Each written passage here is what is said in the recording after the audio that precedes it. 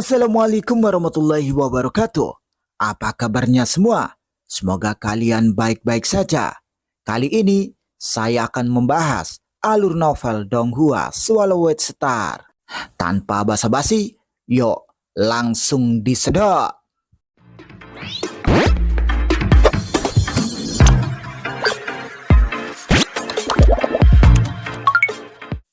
Melanjutkan dari cerita sebelumnya. Saat ini, Luo Feng berjalan melewati lorong. Di dinding di kedua sisi, banyak tubuh dan benda disegel, seolah-olah itu adalah spesimen yang dipamerkan. Pemandu kekuatan surgawi, di mana itu? Luo Feng terus mencari dengan cermat. Tiba-tiba, matanya bersinar, dan dia menatap ke dinding ke satu sisi. Dia menemukan bahwa tubuh dan benda yang tampaknya sederhana itu dapat digabungkan menjadi gambar ukiran yang rumit. Plus, beberapa spesimen menonjol dari dinding, sementara beberapa lainnya cekung. Mereka membentuk gambar 3 dimensi. Gambar 3 dimensi ini menginspirasi Luo Feng. Ini adalah struktur paling detail dari bentuk kehidupan yang sempurna, kata Luo Feng. Dia segera mengingat strukturnya. Di kiri, Luo Feng melihat ke sisi lain. Ketika semua spesimen itu digabungkan, mereka memang bisa membentuk gambar 3 dimensi dari bentuk kehidupan yang sempurna. Yang di kanan adalah makhluk hidup dengan golongan darah dan daging, dan yang di kiri adalah makhluk hidup tipe tumbuhan. Luo Feng mengingat semuanya dan berjalan ke depan. Di dua dinding saat dia terus maju adalah spesimen yang tak terhitung jumlahnya, yang menyusun gambar 3 dimensi, dan semuanya adalah bentuk kehidupan yang sempurna. Namun, meskipun mereka adalah makhluk hidup yang sempurna, ada beberapa perbedaan di antara mereka. Bahkan struktur gen yang sempurna dari makhluk berdaging dan berdarah memiliki ratusan variasi. Luar biasa, ini sangat rinci. Luo Feng tercengang. Dia terus berjalan ke depan. Setelah beberapa saat, dia mencapai ujung portal. Ada sebuah pintu di ujungnya dengan gambar 3 dimensi yang tidak lengkap di atasnya. Ah, Luo Feng tersenyum. Golongan daging dan darah. Luo Feng menunjuk dan menyuntikkan kekuatan dewa ke dalamnya. Dia dengan cepat menyelesaikan gambar 3 dimensi, membentuk gambar sempurna dari suatu makhluk. Pintu kayu segera mengeluarkan cahaya hijau dan menutupi Luo Feng. Shoo, Luo Feng menghilang. Di tempat lain, dia memasukinya. Ini baru beberapa saat dan dia sudah menyelesaikan tugasnya. Tubuh dewanya pasti sudah melampaui tingkat gen kehidupan yang sempurna.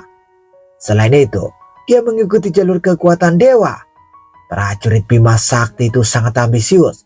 Dia tidak hanya ingin menjadi dewa sejati, sebaliknya dia juga ingin mencapai tingkat gen kehidupan yang lebih tinggi, kata pemimpin yang menjulang itu. Semua pemimpin lainnya juga senang. Mari kita lihat berapa banyak yang bisa dia dapatkan. Bahkan para pemimpin tidak memenuhi syarat untuk melihat area yang lebih dalam dari jalan dewa menuju dewa sejati. Menara Wuki berisi beberapa rahasia besar. Karenanya, keempat pemimpin itu hanya bisa memeriksa sebagian. Adapun beberapa area khusus seperti lantai 8 atau 9, mereka bahkan tidak bisa mengintip. Kembali ke tempat Luo Feng. Waktu dan ruang bergetar. Jauh di bawah jalur kekuatan dewa dari jalur dewa sejati, Luo Feng muncul entah dari mana. Ah, sekilas Luo Feng merenung. Sungai. Tepat di depan, sebuah lorong ada di sana. Kedua sisi lorong juga sama. Dinding dipenuhi dengan spesimen yang tak terhitung jumlahnya. Namun, lorong yang lebar dan dalam di hadapannya adalah sungai. Ini Luo Feng berdiri di atas sungai saat dia melihat ke bawah dengan heran. Kekuatan dewanya telah menjangkau untuk mendeteksi, dan dengan demikian dia menemukan bahwa sungai ini berisi kekuatan surgawi yang tak berujung dan kuat, yang tidak memiliki tuan, di mana dia bisa menyerapnya untuk digunakan sendiri dalam jumlah berapapun yang dia suka. Kekuatan dewa ini tanpa tuan dan dalam jumlah yang begitu besar. Luo Feng sangat terkejut. Tubuh dewanya setinggi 10.000 km, sedangkan lebar dan tinggi lorong sekitar 100 juta kilometer, panjangnya mencapai puluhan miliar kilometer. jalan yang sangat besar dan hampir setengahnya diisi dengan kekuatan dewa yang terkondensasi dan dikumpulkan untuk membentuk sungai. Raja dewa itu telah meninggalkan begitu banyak kekuatan dewa di sini. Luo Feng merenung. Bagi mereka yang tetap di sini untuk memahami, begitu mereka mencapai pemahaman menyeluruh, mereka akan mencapai terobosan dalam tubuh dewa mereka. Kemudian yang pasti, mereka perlu mengisi kembali kekuatan dewa mereka. Mungkinkah karena alasan ini? Terlepas dari alasannya, jika dia membiarkan kekuatan dewa menjadi sia-sia tanpa menyerapnya, dia akan menjadi bodoh. Dengan suatu gerakan niat, Luo Feng dengan bersemangat menyedot air kekuatan dewa di bawahnya. Sebelumnya, ketika dia telah maju dari tingkat pertama ke tingkat ketiga dari Menara Wugi, Luo Feng memang telah menghabiskan sebagian besar kekuatan dewanya, terutama tubuh binatang bertanduk emasnya. Karena ada begitu banyak kekuatan dewa, saya sebaiknya mengambil semuanya sekaligus dan memungkinkan tubuh dewaku mencapai tingkat kehidupan tertinggi yang saya pahami. Luo Feng tidak lagi ragu-ragu, matanya berbinar. Tubuh dewa, kumpulkan kembali. Tubuh Luo Feng benar-benar dibongkar dalam sekejap. Itu berubah menjadi kekuatan dewa yang perkasa. Setiap struktur kehidupan dari kekuatan dewa ini dibangun kembali. Kemudian semuanya datang dengan cepat bertabrakan untuk mengembun dan membentuk tubuh aslinya. Tubuh dewa Luo Feng menelan sungai di sekitarnya seperti orang gila. Ia berusaha untuk mengisi kembali tubuh dewanya secepat mungkin. Pada saat yang sama, binatang bertanduk emas juga sedang menyusun kembali tubuh dewanya. Tak lama kemudian, itu juga mulai mengisi kembali kekuatan dewanya. Setelah beberapa saat, semuanya berhenti.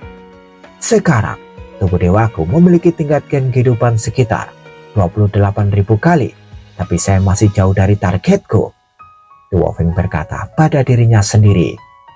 Setelah menyelesaikannya, Luo Feng melangkah ke sungai kekuatan dewa dan melihat banyak diagram kehidupan 3 dimensi yang kompleks di kedua sisi sungai. Diagram kehidupan, jenis darah dan daging, jenis batuan, jenis energi, jenis logam, jenis tumbuhan. Ada berbagai jenis diagram kehidupan 3 dimensi dan mereka memiliki tingkat kehidupan yang berkisar antara 10.000 kali hingga 30.000 kali. Jumlahnya terlalu banyak. Setiap hari, waktu berlalu saat Luo Feng mempelajari diagram kehidupan ini. Di alam semesta asli yang jauh, lautan terpencil yang tak berujung juga mempelajarinya. Dan di ruang warisan dalam ruang budidaya, tubuh binatang bertanduk emasnya terus-menerus melakukan eksperimen. Baru 15 hari berlalu, namun dengan sangat mudah, Luo Feng mencapai terobosan lain. Tingkat gen hidupnya melonjak hingga 32.000 kali lipat. Ini terutama karena Luo Feng memiliki dasar yang baik untuk memulai. Luo Feng yang tinggi dikelilingi oleh sungai yang bergelombang yang terus mengalir ke dirinya. Tubuh dewa tahap 1, tingginya bisa melonjak hingga 10 kali lipat. Tentu saja, pertama-tama harus ada cukup kekuatan dewa. Setelah itu, dia bisa menyerap kekuatan dewa dalam jumlah yang sangat besar. Luo Feng melonjak hingga ketinggian 1 juta kilometer. Bahkan tubuh binatang bertanduk emasnya mengalami percepatan pertumbuhan yang sama hingga 1 juta kilometer panjangnya. Hahaha. Luo Feng tertawa terbahak-bahak saat dia berdiri di ujung lorong sungai ini. Begitu pula ada pintu kayu, dan pintu kayu itu ada diagram kehidupan yang tidak lengkap. Masih darah dan daging. Luo Feng merenung sendiri. Mungkinkah itu adalah ujian yang mulia Raja Dewa di bawah pintu kayu itu berdasarkan prajurit yang masuk? Jadi jika itu adalah prajurit tipe tumbuhan yang masuk, ujian di pintu kayu akan menjadi diagram kehidupan makhluk hidup tipe tumbuhan. Luo Feng tidak ragu-ragu dan dengan cepat melengkapi diagram kehidupan ini. Diagram kehidupan ini berada pada tingkat gen kehidupan 30.000 kali. Dan Luo Feng dapat menyelesaikannya setelah beberapa saat perenungan yang cermat. Berdengung, pintu kayu melepaskan sinar cahaya hijau yang menyelimuti Luo Feng, membawanya ke wilayah yang lebih dalam di sepanjang jalan dewa sejati ini. Luo Feng muncul begitu saja. Tepat di depan, sebuah lorong ada di sana seperti biasa. Kedua sisi lorong itu juga sama, mereka masih tembok. Bedanya, lorong sungai itu semakin lebar dan dalam. diagram kehidupan tiga dimensi di kedua sisi dinding lebih kompleks dan masif. Tahap pertama adalah tingkatkan kehidupan yang sempurna. Tahap kedua adalah 10.000 kali hingga 30.000 kali. Tahap ketiga harus 30.000 hingga 60.000 kali. Tatapan Luo Feng menyapu sekeliling. Dia menemukan segala sesuatu yang sangat misterius dan parah. Dalam dua fase lorong sebelumnya, saya dapat melewatinya dengan mudah karena saya sudah memiliki fondasinya. Fase lorong ini, saya tidak berpikir akan semudah itu. Luo Feng terbang ke depan dan melihat ke arah kiri diagram kehidupan pertama yang menggambarkan tipe darah dan daging. Berdasarkan spekulasi Luo Feng, ini pasti diagram kehidupan yang memiliki tingkat gen kehidupan sekitar 35.000 kali. Namun melihat diagram kehidupan ini dan Luo Feng terjebak, ada banyak area yang tidak bisa dia pahami. Jika dia tidak dapat memahaminya, maka tidak peduli bagaimana dia melihatnya, dia tidak akan bisa mengingat apapun. Hanya melalui pemahaman menyeluruh, dia bisa mengingatnya. Luo Feng untuk sementara waktu menahan studi tentang jenis-jenis makhluk hidup lainnya dan secara khusus mengamati diagram kehidupan dari bentuk kehidupan darah dan daging. Untuk diagram pertama, dia berdiri di sungai, tidak bergerak, dan selama lebih dari 3 bulan, dia memperhatikan. Saat dia memperhatikan, tubuh lautan terpencil di alam semesta asli, menjalankan teknik warisan penciptaan untuk mengamati sampel dewa sejati darah, sisik dan rambut, sementara tubuh binatang bertanduk emasnya mengandalkan percepatan 10.000 kali pada waktunya untuk secara konsisten menganalisis sampel. Apa yang mungkin tampak lebih dari 3 bulan, sebenarnya beberapa ribu tahun, tapi dia akhirnya menyelesaikan pemahamannya menyeluruh. Untuk diagram kedua, Luo Feng berdiri dan mengamati selama lebih dari sebulan. Untuk diagram ketiga, dia mengamati selama lebih dari setengah tahun. Luo Feng murni berfokus pada diagram kehidupan darah dan daging. Di bawah 10.000 kali percepatan waktu, dia terus meneliti perubahan yang berbeda dalam diagram kehidupan tersebut.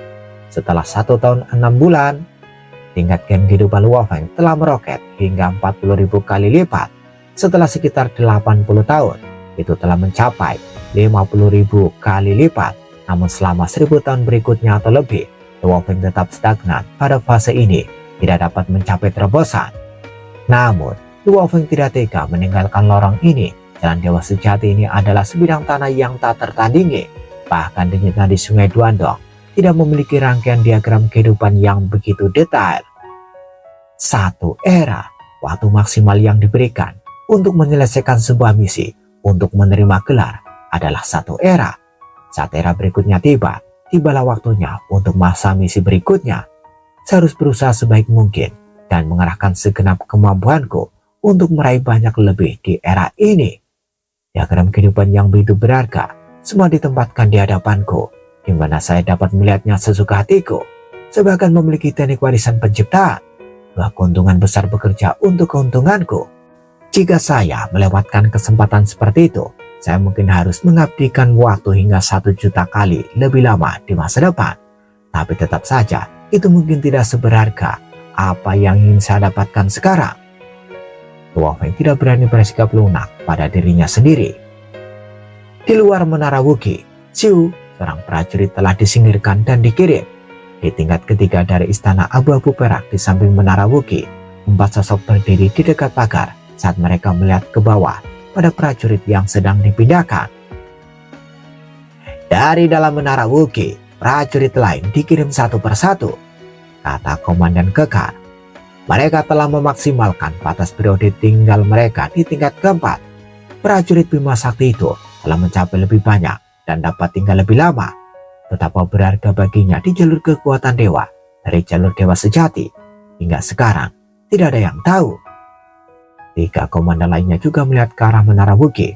Mereka tidak dapat melihat apa yang terjadi di dalam, tapi mereka semua jelas menyadari bahwa karena prajurit Bima Sakti mampu menjelajah lebih jauh di sepanjang jalan dewa sejati, itu berarti dia bisa memasuki tingkat kelima dan terus berjalan ke puncak. Aku bertanya-tanya, berapa banyak yang bisa dia dapatkan selama setengah era ini?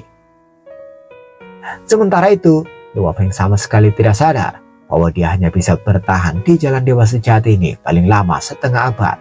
Namun tidak ada gunanya mengetahui hal ini karena dia sudah berusaha sebaik mungkin untuk memahaminya dan dia memahami seperti orang gila. Itu adalah tahun ke-4200-nya di Jalan Dewa Sejati ini. Hampir di ujung lorong, di depan diagram kehidupan yang sangat besar, Luo Feng berdiri tanpa bergerak. Dia telah berdiri di sana seperti itu selama lebih dari 2000 tahun. Tiba-tiba dia tersenyum. Alis yang berkerut yang sebelumnya dirajut begitu erat akhirnya dilepaskan. Sekarang dia merasa sangat nyaman saat dia mendapatkan pemahaman. Dia tercerahkan sekaligus. Perasaan pencerahan ini sungguh luar biasa. Jadi ini dia. Hahaha. Luo Feng tertawa terbahak-bahak. Tubuh dewanya langsung dibongkar. Segera setelah itu setiap kekuatan dewa mengalami perubahan drastis saat elemen-elemen itu saling bertabrakan dan memadat bersama. Pada saat yang sama, sungai di sekitarnya melonjak bergelombang. Mereka juga menambahkan kondensasi kekuatan dewa. Tubuh dewa yang menjulang terus tumbuh lebih besar. Dengan sangat cepat, kaki Luo Feng telah menyentuh permukaan tanah lorong dan kepalanya hampir menyentuh langit-langit. Tubuh dewa Luo Feng berdiri setinggi 100 juta kilometer. Tingkat gen hidupnya telah melebihi 60.000 kali. Tahap selanjutnya, Luo Feng dengan cepat mengecilkan diri dan berjalan ke pintu kayu. Shu, cahaya hijau menyinari dirinya dan Luo Feng diangkut ke ujung lainnya. Saat ini ada lorong di hadapannya dengan dinding di kedua sisinya. Tidak ada jejak air lautan dewa di dalam lorong dan tidak ada satu spesimen yang dapat ditemukan di dinding. Itu hanya kekosongan. Kekosongan. Luo Feng tercengang. Luo Feng melihat dinding di sisinya, namun tidak ada spesimen atau diagram kehidupan. Kosong, apa maksudnya ini?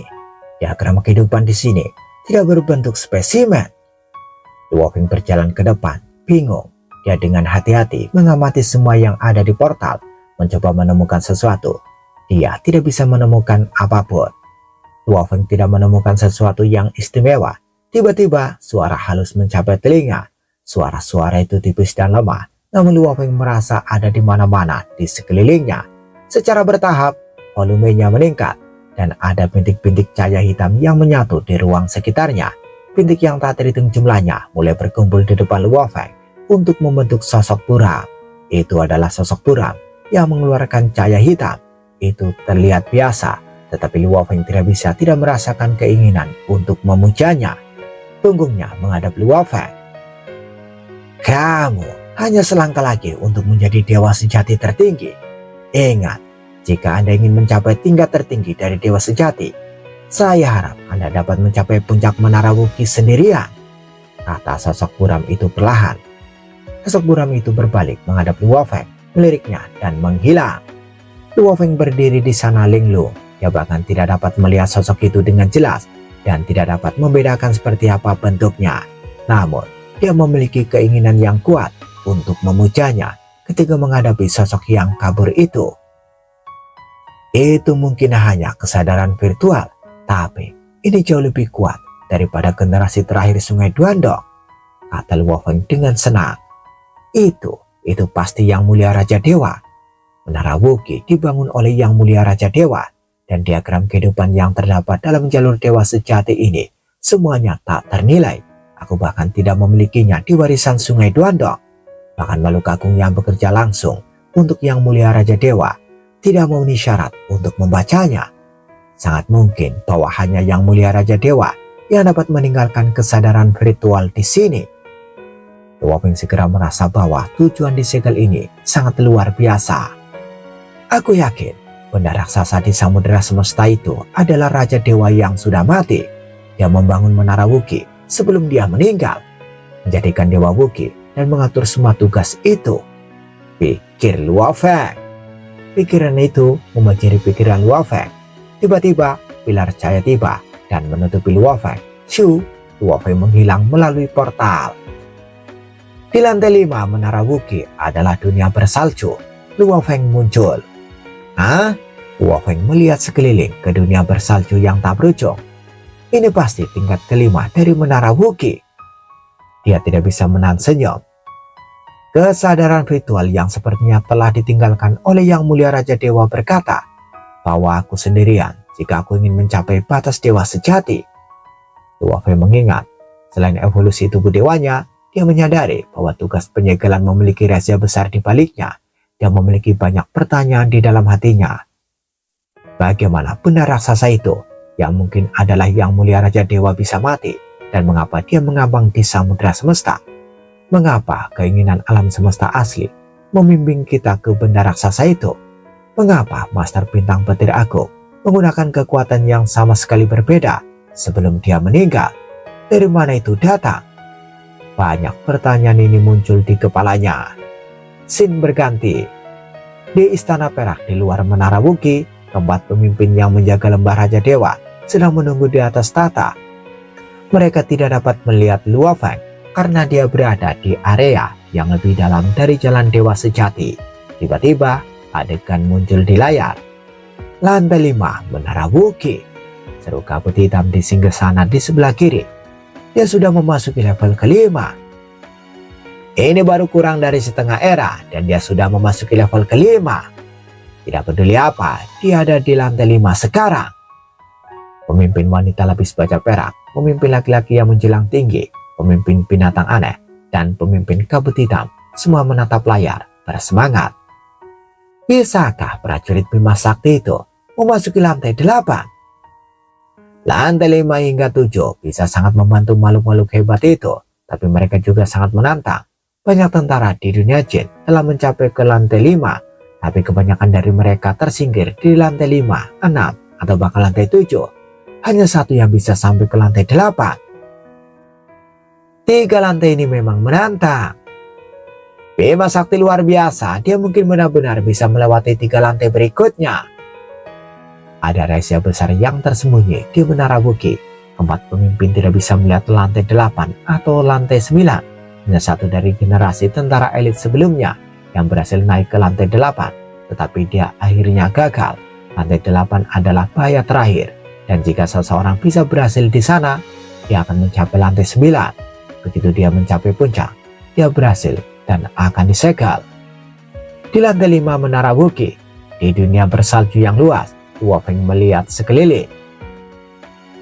Hanya ada saya, bagaimana dengan yang lainnya? Luo Feng berpikir. Angin dan salju mulai turun dan menyelimuti Luo Feng. Dia mendengar suara tua berkata, "Prajurit Bima Sakti, semua prajurit lainnya telah dieliminasi. Mulai sekarang, Anda akan menjadi satu-satunya yang melanjutkan perjalanan. Akan ada makhluk yang kuat di lantai 5. Dan jika Anda bisa mengalahkan dia, Anda akan memasuki lantai 6. Jika Anda gagal, Anda akan meninggalkan Menara Wuki." Luo Feng mempertimbangkan hanya 3 level pertama yang mematikan. Dia akan aman sekarang. Luo Feng melihat ke kejauhan, memperhatikan ada makhluk berjalan ke arahnya. Dia mengenakan jubah putih dan tampak bergerak pelan, tapi dia terus mendekati Luo Feng. Dia memiliki wajah yang tampan dan ada tahi lalat merah di antara alisnya. Dia memiliki telinga runcing dan ia tersenyum pada Luo Feng saat ia berkata, "Prajurit Bima Sakti, energiku akan berada di tingkat Anda. Anda mahir dalam teknik pedang, jadi saya akan melawan Anda dengan pedang." Putih memakai mantel tanpa lengan, pria itu mengulurkan tangannya. Salju di sekelilingnya berkumpul membentuk pedang es. Pada saat yang sama dia menjadi agresif, seolah-olah seluruh tubuhnya telah menjadi pedang. Permusuhan itu sangat membebani Luo Feng.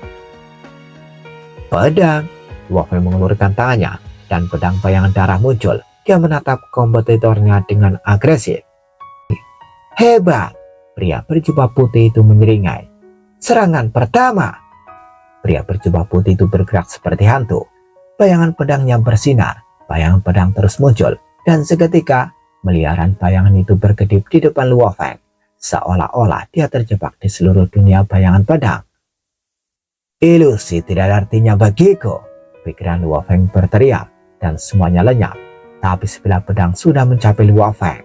Dan pedang es menghantam pedang bayangan darah. Pria berjubah putih itu meledak mundur.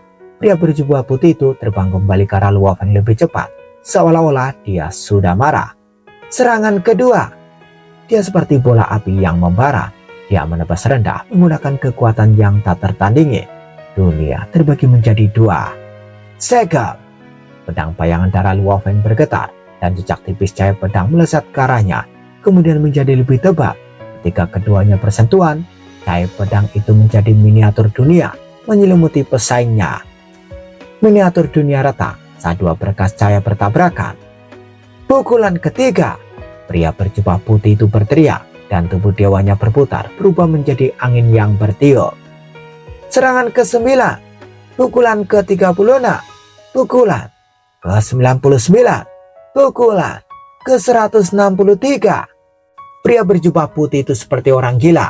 Dia segera melakukan jenis teknik pedang lain setelah setiap serangan sebelumnya dilawan, namun tidak ada satupun teknik pedang yang sama. Luo Feng yang berusaha sekuat tenaga berubah dari bersemangat menjadi terpesona saat dia melawan pria berjubah putih itu seperti orang gila. Saya mengerti sekarang. Jadi inilah mengapa dia mencoba melakukan pemeriksaan ini. Luo Feng sekarang mengerti bahwa tingkat kelima bukanlah tantangan, tetapi hadiah. Tidak heran surat kuno mengatakan bahwa hanya akan ada hadiah dari level 4. Teknik pedang yang dilakukan oleh pria berjubah putih itu membimbing Luo Feng melalui berbagai cara bertarung ini. Luo Feng diindoktrinasi. Teknik pedang pria berjubah putih semuanya termasuk dalam hukum dasar: emas, kayu, air, api, tanah, angin, guntur, cahaya, waktu, dan ruang. Luo Feng bagaimanapun hanya memiliki pemahaman singkat tentang yayasan ini, namun pria berjubah putih itu telah mendemonstrasikan 16 teknik pedang berbeda hanya berdasarkan hukum emas, dan setiap teknik memiliki konsepsi yang berbeda. Selain itu, setiap teknik yang dilakukan pria berjubah putih itu telah mencapai level 6 tingkat atas. Betapa luar biasa pria berjubah putih itu. Bagaimana dia bisa menciptakan begitu banyak teknik pedang yang luar biasa hanya berdasarkan hukum dasar.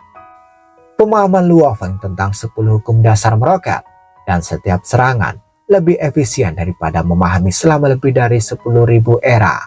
Bagaimana mungkin Luo Feng tidak senang? Pukulan ke-233. Teknik pedang pria berjubah putih itu membuat Luo Feng kagum. Semua teknik pedang berada di level 6 tingkat atas, jadi itu bukan ancaman baginya. Namun, pria berjubah putih itu hanya bisa membuatnya berdasarkan hukum dasar yang membuat Luo Feng terpesona. Saat melawan pria berjubah putih, tubuh binatang bertanduk emas di ruang warisan juga merefleksikan teknik pedangnya. Serangan ke-360. Setelah Luo Feng menahan serangan ke-360, pria berjubah putih itu terbang menjauh dan berdiri diam di tanah. Luo Feng bingung. Karena tidak ada 360 pedang yang bisa melukaimu. Bersiaplah untuk teknik pedang yang lebih kuat, kata pria berjubah putih itu. Pedang es tiba-tiba berkilau dan binatang aneh yang mengaum muncul. Itu adalah binatang aneh yang tampak seperti kadal bertanduk tunggal. Luo Feng kaget. Dewa binatang emas. Melolong, dewa binatang emas yang mengaum berteriak dengan suara melengking. Ia menundukkan kepalanya dan tanduknya mengarah ke depan. Ia berpacu ke depan membakar energi kehidupannya. Jejak cahaya kemasan tertinggal di ruang angkasa. Cahaya api dan air berkilauan bersinar menahan pedang cahaya. Gabungan hukum emas dan ruang angkasa. Luo Feng tercengang. Ini sebuah teknik pedang di level 7. 360 serangan sebelumnya hanya berisi satu hukum dasar, dan setiap serangan berada di level 6 tingkat atas di reinkarnasi nirvana. Namun serangan baru itu telah menggabungkan hukum emas dan ruang, dan kekuatannya mencapai level 7, memaksa Luo Feng menggunakan cahaya air dan api untuk melawannya. Pria berjubah putih itu mengatakan bahwa dia akan menggunakan energi yang sama yang digunakan oleh Luo Feng, tapi dia mengerahkan lebih banyak kekuatan. Luo Feng menahan serangan 360 sebelumnya karena dia menggunakan pedang bayangan darahnya untuk melakukan reinkarnasi nirvana. Rupanya level kelima digunakan untuk menguji kemampuan bertarung. Dengan bantuan ruang warisan, Luo Feng lebih memahami, dan saat melawan pria berjubah putih itu, teknik pedangnya ditingkatkan secara bertahap. Pukulan ke-399. Pria berjubah putih itu berubah menjadi tornado besar. Ada jejak cahaya kemasan di tornado. Jejak cahaya kemasan terus bertambah banyak menutupi Luo Feng. Luo Feng melambaikan pedang bayangan darahnya. Sejak cahaya kemasan itu meledak dengan pedang bayangan darah, saat itu melambai di tengah tornado. Cahaya pedang panik meledakkan semua yang ada di sekitarnya, dan semua energi, waktu dan ruang juga terlempar. Semuanya lenyap.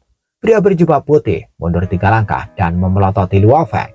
Luo Feng memegang pedang bayangan darah sangat senang.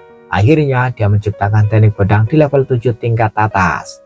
Reinkarnasi Nirvana adalah teknik pedang di level 6 tingkat atas, dan cahaya air dan api berada di level 7. Saya menciptakan teknik pedang itu di Menara Wuki, dan kali ini saya harus memasuki lantai 9 dan mencapai puncak Menara Wuki. Tidak ada yang bisa menghentikanku, dan saya akan menghancurkan semua orang yang menghalangiku. Saya akan menyebut langkah ini Jalan 9 Hari, pikir Luo Feng. Teknik pedang yang diciptakan Luo Feng adalah reinkarnasi Nirvana, cahaya air dan api, dan Jalan 9 Hari. Teknik pedangku sudah berada di tingkat 7 tingkat atas, dan itu tingkat rata-rata dibandingkan dengan semua pewaris dari Sungai Duandong. Luo Feng sangat gembira. Setelah mencapai tingkat tertentu dalam teknik pedang, saya akhirnya dapat mulai memahami ukiran tingkat ketiga dari Sabsiwo, dan saya dapat melakukan hal yang sama pada Menara Bintang. Di istana di lantai 3 Istana Perak, pemimpin kabut hitam berseru. Dia membuat terobosan pada teknik pedangnya. Itu adalah level dewa sejati rata-rata. Teknik pedang level 6 tingkat atas berada di level dewa sejati dasar. Tingkat 7 tingkat atas berada pada tingkat dewa sejati rata-rata. Level 8 tingkat atas adalah dewa sejati senior. Level 9 tingkat atas adalah dewa sejati level batas. Dengan harta karun sejati tertinggi, mereka bisa menggunakan kekuatan di tingkat yang lebih tinggi. Tingkat atas 10, mereka adalah dewa sejati tertinggi, dan tingkat seperti itu hanya bisa dicapai melalui penggunaan harta sejati tertinggi. Seorang ahli hukum mampu menciptakan teknik pedang pada tingkat dewa sejati biasa. Ini luar biasa. Saat saya masih menjadi ahli hukum, saya tidak sebaik dia, seru pemimpin yang menjulang tinggi itu. Meskipun sulit untuk melewati level kelima, satu-satunya hal yang perlu dia lakukan adalah menahan serangan, kata pemimpin wanita berarmor perak itu sambil menghela nafas. Namun, prajurit Bima Sakti ini sangat kuat. Selama Luo Feng tidak dihancurkan, pria berjubah putih itu pada akhirnya akan mengaku kalah. Kembali ke pertempuran. Serangan ke-450. Luo Feng melakukan teknik pedangnya yang luar biasa dan terus memukul pria berjubah putih itu. Memukulnya menjauh, tanahnya retak, meninggalkan jurang yang panjang. Pria berjubah putih itu berdiri dan berkata, "Kamu memang kuat, aku mengaku kalah." Dia membuang pedang esnya dan itu berubah kembali menjadi salju dan menghilang. Dia mengambil satu langkah ke depan dan berjalan ke kejauhan. Kemudian dia menghilang dari pandangan Luo Feng. Luo Feng dibiarkan berdiri di sana. Sudah berakhir, begitu saja. Luo Feng linglung, dia menjadi cemas. Hampir selesai. Setelah membuat jalan 9 hari, Luo Feng telah melawan pria berjubah putih dengan seluruh kekuatannya. Dia telah mencoba untuk menciptakan teknik pedang yang lebih baik. Dan setiap kali Luo Feng pada dasarnya menekan pria berjubah putih itu, dia menyerap beberapa pengetahuan darinya. Setiap kali mereka bertaruh, dan dia segera menggabungkannya ke dalam teknik pedangnya. Luo Feng ingin membuat teknik pedang di level 8. Hanya 2 pewaris Sungai Duandong yang bisa melakukan itu sebagai master alam semesta. Jadi Luo Feng ingin melakukan hal yang sama. Namun itu sangat sulit. Pria berjubah putih itu telah pergi dan Luo Feng masih belum berhasil. Bukan pekerjaan mudah untuk membuat teknik pedang di level 8. Luo Feng menghela nafas. Dia mengaku kalah. Aku berhasil. Kesadaran tiba-tiba menyerang Luo Feng. Jika aku tidak menggunakan teknik pedang dan telah menggunakan beberapa teknik dari harta karun sejati, apa yang akan terjadi? Tiba-tiba, pilar cahaya menutupi Luo Feng. Luo Feng menghilang dari tanah bersalju di lantai 5. Bersambung, bagaimana kelanjutan kisahnya? Tunggu jawabannya di episode selanjutnya. Dadah, semoga paham.